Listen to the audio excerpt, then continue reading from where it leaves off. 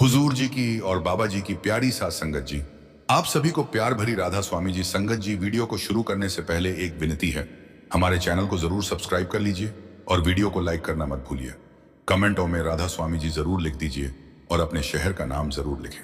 संगत जी, आज 4 फरवरी दिन मंगलवार को एक तरफ जयपुर के बिलवा सेंटर और दूसरी तरफ डेरा अभ्यास के सत्संग पंडाल में बाहर आ गए। जी, जयपुर में हजूर जी ने खुली कार में दर्शन देने के साथ साथ संगत के साथ सवाल जवाब किए जी, जो अब आप इस वीडियो में सुनने जा रहे हैं। वहीं दूसरी तरफ व्यास सत्संग पंडाल में बाबा जी ने संगत को दर्शनों से निहाल कर दिया। आज डेरे में हुए सत्संग के दौरान बाबा जी आखिर के पूरे 15 मिनट स्टेज पर विराजमान रहे और दूसरी तरफ जयपुर में सुबह 30 मिनट का सत्संगकर्ता जी ने फरमाया जी। उसके बाद बच्चों ने 2 शब्द गाए और फिर सिलसिला शुरू हुआ सवाल जवाब का। सवाल जवाब के एकदम बाद हजूर जी ने ओपन कार दर्शन दिए जी। आज जयपुर में इतनी ज्यादा भीड़ हो गई थी कि जयपुर शहर का एक बड़ा हिस्सा जाम हो गया था। दूर दूर तक गाड़ियों के लंबे जाम लग गए थे। संगत की आज रिकॉर्ड तोड़ भीड़ थी जी। आज वर्किंग डे है, लेकिन फिर भी संगत ने कमाल ही कर दी जी। संगत अपने कारोबार, नौकरी, दूसरे जरूरी काम सब छोड़कर जयपुर के बिलवा सेंटर में पहुंच गई जी। संगत जी, सवाल जवाब शुरू होने से पहले शब्द गाया गया जो इस प्रकार है। सुन यार सज्जन हमारे, करूं विनती सबसे पहले एक भाई ने कहा कि हजूर जी, मैंने कोविड से पहले नामदान लिया था, लेकिन वो नामदान मुझे ठीक तरह से याद नहीं रहा। फिर मैंने दोबारा लाइन में लगकर नामदान ले लिया। उस भाई ने पूछा कि हजूर जी, क्या अब मुझे इसका कोई भोग या भुगतान देना पड़ेगा? हजूर जी ने फरमाया, हजूर जी ने उत्तर दिया कि जब हम सच्चाई के मार्ग पर चल रहे हैं तो फिर झूठ का सहारा क्यों लें? अगर हम सत्य के रास्ते पर हैं और फिर भी असत्य का सहारा लेते हैं तो हमारी नींव कैसे मजबूत होगी? हजूर जी ने आगे समझाते हुए फरमाया कि जो कर्म किया जाता है उसका फल तो भुगतना ही पड़ता है। उन्होंने आगे यह भी कहा कि एक रिसेटिंग का अवसर भी होता है, अगर उसी समय उसे अपना लिया जाता तो शायद बेहतर होता, लेकिन अब क्योंकि गलती हुई है तो थोड़ा बहुत भोग तो देना ही पड़ेगा। फिर भी हजूर जी ने बहुत प्रेम से कहा कि मालिक के घर में केवल कृपा ही कृपा है। हमें अपनी गलती से सीख लेनी है और उसे सुधारने का प्रयास करना है ताकि वही गलती दोबारा ना दोहराई जाए। फिर इसके बाद एक बहन ने हजूर जी से सवाल किया कि हजूर जी, हमारी इच्छाएं बहुत जल्दी पूरी हो जाती हैं, मुझे लगता है कि आप हमारी बात बहुत जल्दी सुन लेते हो। इस पर हजूर जी ने प्रश्न किया कि सबसे कीमती चीज क्या है? हजूर जी ने खुद ही जवाब देते हुए कहा कि सबसे कीमती चीज है यह मानव जन्म। मालिक ने पहले ही हमें सबसे कीमती चीज दे दी, फिर हम मालिक से और किसी चीज की इच्छा क्यों करते हैं? इंसान का असली उद्देश्य केवल एक ही है, मालिक की प्राप्ति। मालिक से सिर्फ मालिक को मांगना है और वह भी मालिक के बहाने में रहकर। यह सबसे बड़ी कृपा है कि हमें यह जीवन मिला है। हजूर जी ने आगे फरमाया कि हमें इस अमूल्य समय को बिल्कुल भी व्यर्थ नहीं गंवाना चाहिए। फिर यही बहन बोलने लगी कि हजूर जी, जब मैं लाइन में लगी थी तो मुझे बहुत डर लग रहा था, लेकिन जैसे ही मैंने आपकी आवाज सुनी मेरे भीतर से सारा डर खत्म हो गया। उसने आगे कहा कि हजूर जी, आपकी आवाज बड़ी ही प्यारी है। इस पर हजूर जी ने मुस्कुराते हुए कहा कि आज तक तो किसी ने मुझसे नहीं कहा कि मेरी आवाज प्यारी है। इतना सुनते ही पूरी संगत खिलखिलाकर हंस पड़ी थी जी। पूरे पंडाल में हंसी का माहौल छा गया था। फिर यह बहन कहने लगी कि हजूर जी, सच में आपकी आवाज बड़ी ही प्यारी है, सारी संगत यही बोलती है। तो इस पर हजूर जी ने स्माइल दी। फिर इस बहन ने पूछा कि हजूर जी, क्या हम अपनी किस्मत बदल सकते हैं? तो हजूर जी ने समझाते हुए कहा कि कोई संत, कोई महात्मा किसी की किस्मत को नहीं बदल सकता। किस्मत हमें एक स्थिति तक लाकर खड़ा कर देती, उसके बाद हमारे कदम तय करते हैं कि आगे क्या होगा। अगर हम सही कदम उठाते हैं तो मालिक के घर में केवल दया ही दया है, और अगर हम गलत दिशा में चलते हैं तो उसका भुगतान भी हमें ही करना पड़ता है। हजूर जी ने आगे फरमाते हुए कहा कि मेहनत करना हमारे हाथ में है, प्रयास करना हमारी जिम्मेदारी है, और यह अधिकार भी हमें ही मिला है। लेकिन मालिक कब देगा? यह मालिक की मौज है, हमें मालिक से कुछ नहीं मांगना। फिर आगे एक भाई ने हजूर जी से सवाल किया, हजूर जी, यह तो बात सच है कि जीते जी मरना जरूरी है, और मुझे यह एहसास होने लगा है कि जो हो रहा है वो सब मालिक की मर्जी से हो रहा है। क्या यह सच है या इंसान के हाथ में भी कुछ है? तो हजूर जी ने फरमाते हुए समझाया कि बेटा, जो हो रहा है वो मालिक की मर्जी से ही हो रहा है, लेकिन यहां इस बात को मानता तो कोई नहीं। इंसान के अपने हाथ में सिर्फ एक चीज है, और वो है उसके कर्म, उसकी मेहनत। आगे हजूर जी ने फरमाते हुए समझाया कि जीवन को जीने का भी एक तरीका होता है। हम जिस अवस्था में आज खड़े हैं जिस हालात में मालिक ने हमें रखा है उससे बस हम ऐसा रखा है, उसी अवस्था में हमें सही कदम उठाने की जरूरत है। अगर हम उस स्थिति में भी सही दिशा में चलना सीख ले तो अपने आप हमारे कर्म धीरे धीरे समाप्त होने लगते हैं। हजूर जी ने आगे फरमाया कि जो कुछ भी हमारे जीवन में घट रहा है वह सब मालिक की इच्छा और उसके हुक्म से ही हो रहा है। इसी संदर्भ में किसी ने एक पुराने महापुरुष की साखी सुनाई। उन्होंने कहा था कि भंडारे में देखने में तो बहुत बड़ी संगत दिखाई देती है, लेकिन असल में वहां वही लोग पहुंचते हैं जिन्हें बुलावा मिला होता है। बाहर से संख्या भले ज्यादा दिखे पर जो पहुंचते हैं वही वास्तव में बुलाए गए होते हैं। इस पर उस भाई ने प्रश्न किया कि हजूर जी, क्या जब हम सत्संग में नहीं आ पाते तो यह हमारे कर्मों की वजह से होता है? तो हजूर जी ने समझाया कि कर्म हमें एक विशेष स्थिति पर लाकर खड़ा कर देते हैं, लेकिन उस स्थिति को हम कैसे निभाते हैं यह पूरी तरह हमारे अपने हाथ में होता है। निभाने का तरीका हमारी समझ और सोच पर निर्भर करता है। मालिक ने हमें विवेक की ताकत इसीलिए दी है कि हम डिसीजन ले सकें। हजूर जी ने आगे स्पष्ट करते हुए समझाया कि कई बार हम सत्संग में नहीं आ पाते और इसमें कोई बुरी बात भी नहीं है। सत्संग और गुरु हमें यह प्रेरणा देते हैं कि रास्ते पर कैसे चलना है, लेकिन असली मार्ग तो हमारे भीतर ही है। हमें बाहर की बातों से आगे बढ़कर अंदर नाम की कमाई की ओर ध्यान देना है। फिर आगे इसके बाद एक बहन ने हजूर जी से सवाल किया कि हजूर जी, मैंने सोचा था कि जब सुबह मेरी पर्ची निकलेगी तो मैं यह प्रश्न पूछूंगी, लेकिन जब मैं यहां पहुंची तो मेरा मन एकदम खाली हो गया। मैं तो बस आपका शुक्र करती हूं जो आपने मुझे सब कुछ दिया है। आपने मुझे ऐसी अवस्था दी है कि मेरे दिल में अब कोई सवाल नहीं, बस शुक्राना बचा है। हजूर जी ने उत्तर देते हुए फरमाया कि बेटा, अगर मालिक ने हमें ऐसी अवस्था दी है जिसमें बहुत कुछ मिला है तो हमारा कर्तव्य है कि हम शुक्र करें। कई बार सुख मिलने पर इंसान अहंकार में आ जाता है, लेकिन अगर हम सुख की अवस्था में भी उतनी ही गहराई से मालिक का धन्यवाद करते हैं तो वही सुख हमें पार भी उतार देता है। हजूर जी ने आगे फरमाया कि अक्सर हम यह मानने लगते हैं कि सुख हमारे अपने कारण आया है, जबकि असलियत यह है कि वह भी मालिक की देन है। मालिक सुख दे या दुख दे, हमें तो मालिक के बहाने में रहना सीखना है। फिर आगे एक बार दोबारा उस बहन ने हजूर जी को बातचीत का अवसर देने के लिए धन्यवाद किया। हजूर जी ने मुस्कुराते हुए कहा कि यह बातचीत तो केवल एक बहाना है ताकि आपस में संवाद बना रहे। असली उत्तर तो इंसान को अपने भीतर से ही मिलना होता है। फिर आगे इस बहन ने आग्रह किया कि हजूर जी, आप भरतपुर जरूर आइए। इस पर हजूर जी ने हंसते हुए कहा कि अगर मैं भरतपुर आ गया तो जयपुर वाली संगत तुम्हारे पीछे पड़ जाएगी। अब यह सुनते ही जी पूरी संगत खिलखिलाकर हंस पड़ी। जी।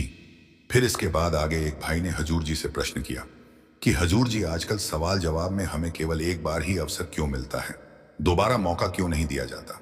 अब हजूर जी ने समझाते हुए फरमाया कि भाई साहब, अब संगत बहुत ज्यादा हो गई है, ऐसे में कोई ना कोई पीछे रह ही जाता है। इसीलिए यह व्यवस्था की गई है कि सभी को कम से कम एक बार अवसर जरूर मिले। जिस दिन सबकी बारी पूरी हो जाएगी उस दिन फिर से मौका मिलेगा और फिर से मिलना शुरू हो जाएगा। अगर बार बार एक ही इंसान को मौका मिलेगा तो बाकी संगत कहां जाएगी? वास्तुवादी हमें सबका सोचकर चलना है। परमार्थ में हम सब एक ही परिवार के सदस्य हैं। फिर इसी भाई ने एक और बात रखी। इस भाई ने कहा कि हजूर जी, एक बार ऐसा होता है कि हमसे कोई गलती नहीं होती, फिर भी आरोप हमारे ऊपर आ जाते हैं। जैसे घर में छोटा भाई गलती करता है लेकिन डांट हमें पड़ जाती। अब हजूर जी ने मुस्कुराते हुए कहा, यह तो बड़ी अच्छी बात है। अगर छोटा भाई गलती करता है और डांट हमें पड़ती है तो समझ लो कि हमारे कर्म कट रहे हैं। अब यह सुनकर संगत बहुत हंसी जी। हजूर जी ने आगे फरमाया कि जब मैं छोटा था तब मेरा भी एक छोटा भाई हुआ करता था। वो गलती करता था और डांट मुझे पड़ जाती थी। हजूर जी ने आगे फरमाया कि बेटा, यह सब प्रेम की बातें हैं, इन्हें दिल से नहीं लगाना चाहिए। जैसे ही हजूर जी ने यह कहा कि उन्हें भी डांट पड़ती थी तो जी पूरी संगत जोर जोर से हंसने लगी थी जी, और वातावरण आनंद से भर गया था। इसके बाद यही बहन बोली कि हजूर जी, आप चूरू जरूर आइए। इस पर हजूर जी ने मुस्कुराते हुए जवाब दिया कि मुझे तो सारे सेंटर्स में जाना है। यह कहते हुए हजूर जी ने हल्की सी मुस्कान दी जिससे पूरा माहौल और भी मधुर हो गया। जी।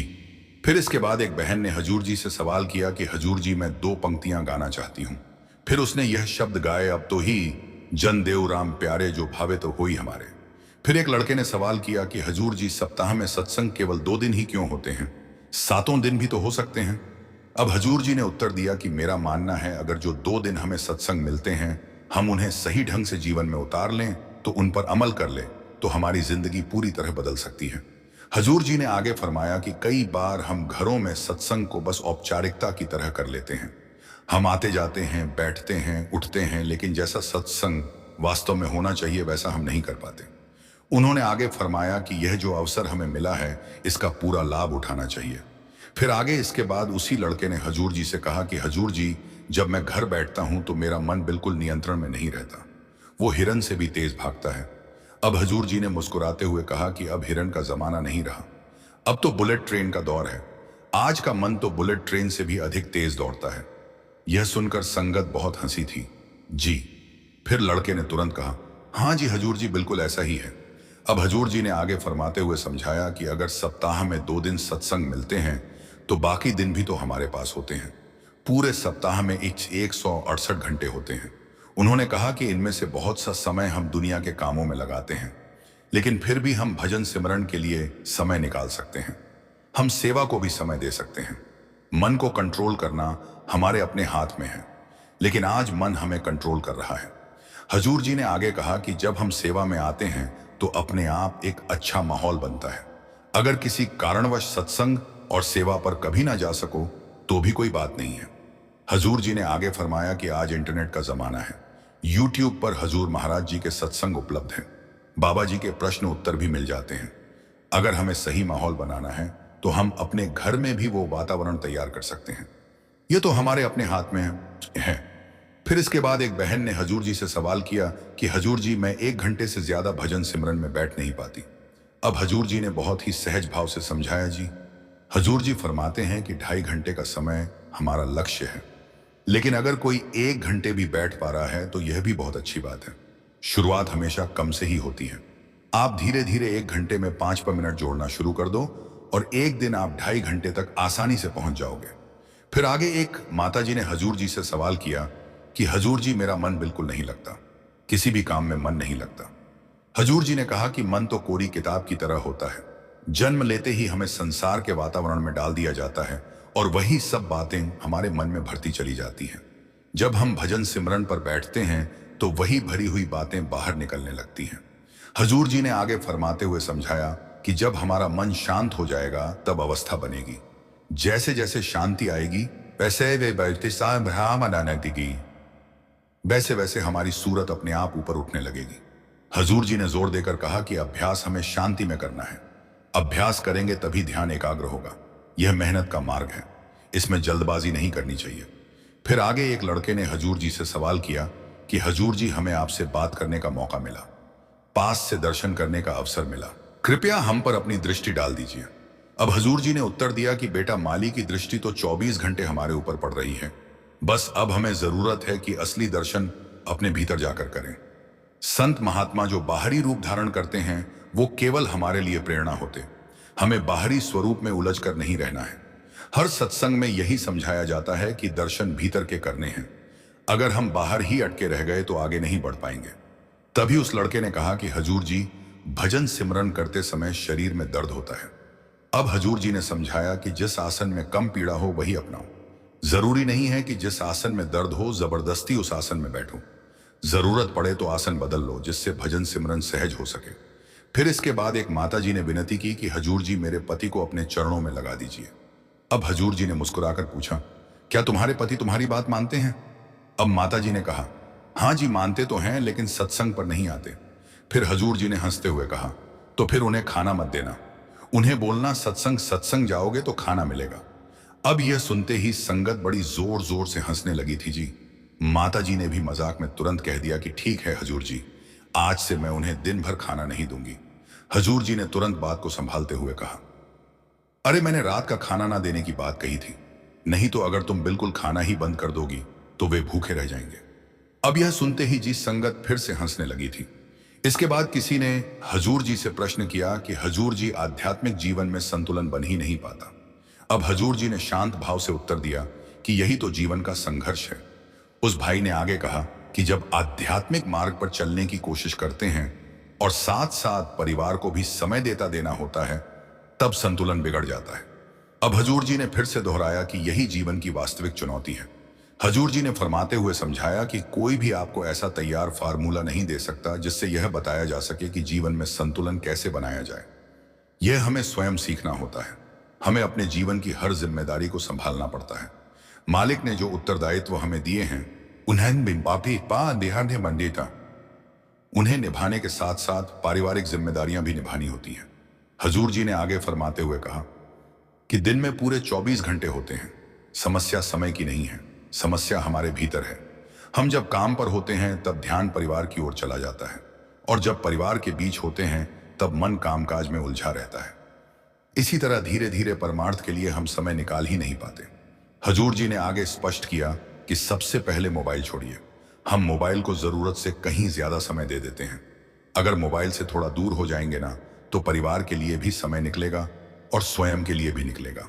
हमें यह तय करना होगा कि हमारे जीवन में वास्तव में सबसे महत्वपूर्ण क्या है। फिर आगे एक भाई ने हजूर जी से प्रश्न किया कि हजूर जी, हम मालिक से जो धन दौलत मांगते हैं, क्या उससे सच्चा सुख मिल सकता है? जैसे हम आपसे धन दौलत की कामना करते हैं, क्या उससे जीवन में स्थायी शांति और सुख प्राप्त हो सकता है? अब हजूर जी ने बहुत ही गहरे भाव से उत्तर दिया जी। हजूर जी ने फरमाया कि बेटा, जो चीज बदलती रहती है वो कभी भी स्थायी सुख नहीं दे सकती।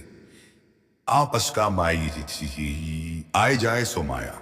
इस संसार की हर वो चीज जो हमारी बाहरी आंखों से देख पाते हैं वो स्थायी नहीं है, आती जाती रहती है, बदलती रहती है। और जो स्थायी नहीं है उससे हम सुख की उम्मीद कैसे कर सकते हैं? सच्चा और स्थायी सुख हमारे अपने अंदर है।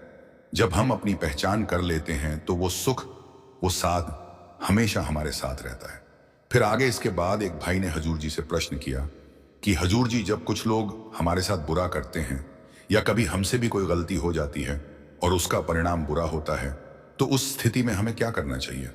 तो हजूर जी ने फरमाते हुए उत्तर दिया कि जो भी हमसे गलत हुआ है उससे हमें सीख लेनी चाहिए। जब हम सीख लेते हैं तब आगे की कदम अपने आप सही दिशा में उठने लगते हैं। ऐसा कोई नहीं है जिससे गलती ना हुई हो, लेकिन समझदार वही होता है जो गलती से सीख कर आगे बढ़ जाए। अगर हम गलती को सोचकर रोते रहेंगे तो आगे नहीं बढ़ पाएंगे। और अगर गलती से नहीं सीखेंगे तो कल को अपने ऊपर बोझ बढ़ाकर बैठ जाएंगे। फिर आगे एक माता जी ने हजूर जी से प्रश्न किया कि हजूर जी, यहां इतनी बड़ी संगत आई हुई है, इनमें से वास्तव में कितनों ने सत्संग को सुना है? अब हजूर जी ने तुरंत उत्तर दिया, क्या आपने सत्संग आपने सुना है? अगर आपने सुना है तो समझिए सबने सुना है, और अगर आपने नहीं सुना तो मानिए किसी ने भी सत्संग नहीं सुना। आगे हजूर जी ने यह भी सलाह दी कि बहन जी, हमें दूसरों की परख नहीं करनी है। कौन यहां सत्संग में बैठकर सत्संग सुन रहा है और कौन नहीं सुन रहा है, यह देखना हमारा काम नहीं है। अगर हम यहां आए हैं तो हमें खुद सत्संग को सुनना है और खुद अमल लाना है, करना है। दूसरे क्या कर रहे हैं वो उनके अपने कर्म हैं, हमें अपने कर्मों को देखना है। फिर आगे एक बहन ने हजूर जी से प्रश्न किया कि हजूर जी, मैं रोज भजन सिमरन करने बैठती हूं लेकिन मन टिकता ही नहीं है। बार बार संसार की बातें याद आने लगती हैं, क्या मेरा सिमरन बेकार जा रहा है? अब हजूर जी ने जवाब देते हुए फरमाया कि बहन जी, मन का भटकना कोई नई बात नहीं है। मन का काम ही है भागना। अगर मन नहीं भागे तो उसे मन क्यों कहेंगे? आप ये मत देखो कि मन कहां जा रहा है, बस यह देखो कि आप बैठ रही हो या नहीं। जैसे छोटा बच्चा बार बार मिट्टी में चला जाता है और माँ बार बार उसे उठा लेती, लेकिन माँ उसे मारती नहीं, उसकी पिटाई नहीं करती। वैसे ही आप भी मन को प्यार से नाम की ओर वापस लाओ। मन के आगे गुस्सा या जिद करोगे तो मन कभी काबू नहीं आएगा। फिर आगे एक भाई ने हजूर जी से प्रश्न किया कि हजूर जी, मैं कारोबार करता हूं, दिन रात पैसे और घाटे मुनाफे की चिंता लगी रहती है, बहुत सारे लोन भी लिए हुए। मन में चिंता रहती है कि अगर कारोबार बंद हो गया तो लोन कैसे चुकाऊंगा। अब हजूर जी ने जवाब देते हुए फरमाया कि भाई साहब, हमारा काम है ईमानदारी से मेहनत करना। अगर हम ईमानदारी से मेहनत करते हैं तो मालिक हमारे साथ जरूर देता है। कारोबार में लॉस और प्रॉफिट कोई नई बात नहीं होती। अगर हम इनसे घबरा गए तो जीवन में आगे ही नहीं बढ़ पाएंगे। हर दिन एक जैसा नहीं रहता, कभी बारिश हो जाती है तो कभी धूप निकल आती। इसीलिए आप घबराना छोड़कर बस मालिक का भजन सिमरन करें। मालिक हमारा परमार्थ और स्वार्थ दोनों संवार देता है। फिर आगे एक बहन ने हजूर जी से प्रश्न किया कि हजूर जी, मेरे घर में सब कुछ है, मालिक ने किसी भी चीज की कमी नहीं दी है, लेकिन फिर भी मेरा मन उदास और खाली रहता है। ऐसा लगता है जैसे मन को कुछ और भी चाहिए। अब हजूर जी ने आगे फरमाते हुए समझाया कि बेटा, दुनियावी चीजों से मन कुछ देर के लिए शांत जरूर हो सकता है, लेकिन मन की इच्छाएं कभी खत्म नहीं होती। एक इच्छा पूरी तो मन दूसरी इच्छा रख देता है। हमें मन को वह देना चाहिए जिससे मन दुनिया से हटकर अंदर की ओर लग जाए। और उसके लिए भजन सिमरन करना जरूरी है। बड़े महाराज जी कहा करते थे, जैसे एक छोटे बच्चे के हाथ में एक का सिक्का है तो वह तब तक मुट्ठी नहीं खोलता जब तक उसको एक से ज्यादा कुछ ना दे दिया जाए। मन का भी यही हाल है। मन तब तक मांगता ही रहेगा जब तक मन को वो रूहानी रस ना मिल जाए जो सिर्फ अंदर की यात्रा से संभव है। उस रस के बाद मन अपने आप शांत होने लगता है, क्योंकि तब मन को समझ आ जाता है कि इससे ऊपर और कुछ नहीं है। फिर आगे एक भाई ने हजूर जी से सवाल किया कि हजूर जी, आप और बाबा जी हमेशा कहते हैं कि कर्मों का हिसाब तो देना ही पड़ेगा। अगर कर्मों का हिसाब देना ही है तो फिर भजन सिमरन का क्या फायदा। अब हजूर जी ने बड़े प्रेम से फरमाया, जी हजूर जी ने फरमाया कि पिता, भजन सिमरन इसीलिए नहीं किया जाता कि हम कर्मों से बच जाएंगे, बल्कि भजन सिमरन से मालिक हमारे अंदर वो ताकत देता है, वो ताकत बख्शता है जिससे हम कर्मों का हिसाब आसानी से दे पाते हैं। भजन सिमरन से इंसान अपनी खुद की पहचान करके यह समझ जाता है कि वो कोई शरीर नहीं बल्कि एक आत्मा है और उस मालिक का अंश है और उसको वापस मालिक में ही समाना है। इसीलिए बेटा, जो भी हिसाब देने पड़ते हैं इंसान खुशी खुशी दे पाता है। जो लोग भजन सिमरन नहीं करते और जिनका मोह सिर्फ दुनिया में ही लगा रहता है, उनके लिए हिसाब देना बहुत ही कष्टदायक हो जाता है। फिर आगे एक बहन ने हजूर जी से सवाल किया कि हजूर जी, मैंने नाम दान तो ले लिया, लेकिन मुझे लगता है कि मैं नाम के लायक ही नहीं हूं और मुझसे भजन सिमरन नहीं हो पाएगा। अब हजूर जी ने फरमाते हुए समझाया कि बेटा, मालिक जिम्मेदारी उसी को देता है जो जिम्मेदारी को निभा सके। मालिक हमारे कंधों पर बेवजह बोझ नहीं डालता। अगर मालिक ने नामदान दिया है तो इसीलिए दिया है कि तुम जिम्मेदारी निभा सकती हो, लेकिन यह जो हमारा मन है ना, यह हमें भटका देता है और हमें लगता है कि हम भजन सिमरन नहीं कर सकते। मालिक ने सभी को दिन में 24 घंटे दिए हैं। अगर हम दिन भर दुनियावी बातों में उलझे रहेंगे तो भजन सिमरन मुश्किल हो जाएगा, और अगर हम दिन भर मालिक को याद करेंगे तो शाम को भजन सिमरन के टाइम हम आसानी से ध्यान लगा पाएंगे। कभी खुद को किसी से कम नहीं समझना चाहिए। जो लोग आज ऊंची अवस्था में हैं, वो भी है दया अवासमावस्थी नहीं, वह भी हमारे सबके जैसे साधारण इंसान ही हैं, लेकिन उन्होंने मन की नहीं सुनी और ड्यूटी समझकर टाइम दिया। फिर आगे एक बुजुर्ग बीवी ने हजूर जी से प्रश्न किया कि हजूर जी, मेरे बच्चे और बहुएं सत्संग पर नहीं जाते और ना ही नामदान लेते हैं, मैं उनके लिए बहुत चिंता करती हूँ। अब हजूर जी ने फरमाते हुए समझाया कि माता जी, किसी को जबरदस्ती नामदान लेने का दबाव नहीं बनाना चाहिए। हमें तो घर का माहौल अच्छा बनाना है। माहौल अच्छा होगा तो एक दिन घर के दूसरे सदस्य भी अपने आप मालिक की ओर लग जाएंगे। लेकिन अगर जोर जबरदस्ती से घर का माहौल खराब होता है, मालिक की जब इच्छा होगी तो मालिक उनको अपने आप बुलाएगा। फिर आगे एक भाई ने हजूर जी से सवाल किया कि हजूर जी, अगर नाम ना लिया जाए और जीवन भर अच्छे कर्म किए जाए तो भी मुक्ति मिलती है। अब हजूर जी ने फरमाते हुए समझाया कि बेटा, मुक्ति सबको मिलेगी, लेकिन मुक्ति के लिए हमें उस रास्ते की पहचान करनी पड़ती है। बिना गुरु के नाम दान के हम उस रास्ते पर एक कदम भी नहीं चल सकते। अच्छे कर्मों का हिसाब यहीं इस संसार में भोगने फिर से आना पड़ेगा। अच्छे कर्म करना बहुत अच्छी बात है, इससे मन झुकता है, इंसानियत जागती है, लेकिन सिर्फ अच्छे कर्म करने से ही मालिक नहीं मिलता, उसके लिए भजन सिमरन बहुत जरूरी है। फिर आगे एक भाई ने हजूर जी से सवाल किया कि हजूर जी, सब कहते हैं तू नामदान ले ले तो तेरा कारोबार अच्छा चल पड़ेगा। इस बात पर हजूर जी ने मुस्कुराते हुए फरमाया कि बेटा, हम अक्सर मालिक की भक्ति को दुनियावी चीजों से जोड़ लेते हैं, जबकि मालिक ने जो देना है वो हमारे बिन मांगे भी दे देना है।